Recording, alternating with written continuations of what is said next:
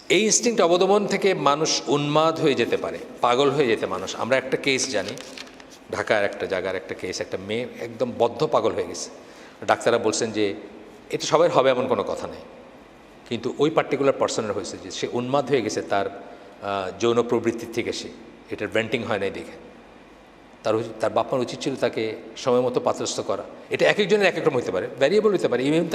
ইবন তাইমিয়া ইমাম নবী বিয়ে করেন নাই, তারা এক্সেপশনাল ছিলেন, তাদের ব্যাপারটা এক্সেপশনাল।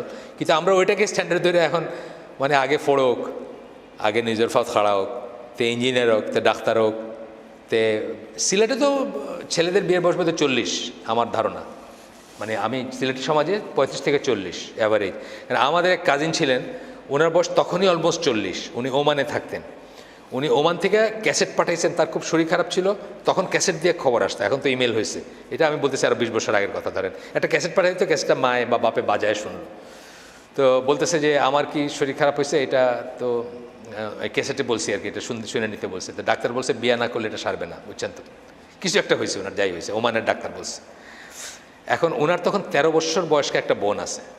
ওনার বাবা মার এই হচ্ছে ওই 13 বছর বয়স্কা যে তার বিয়ের পরে ওনার বিয়ে দিবেন, উনি তখন অলরেডি 40। সিলেটে কিন্তু এটা খুব কমন, আপনারা জানেন না, রিয়েলাইজ করেন কিনা, সিলেটে কিন্তু বয়সটা মানে ছেলের বিয়েটা এটা কোনো কনসিডারেশনই নেই, মেয়ের বিয়েটা হলো খুব ইম্পর্টেন্ট জিনিস। তো এইটা হচ্ছে একটা বিরাট ব্যাপার।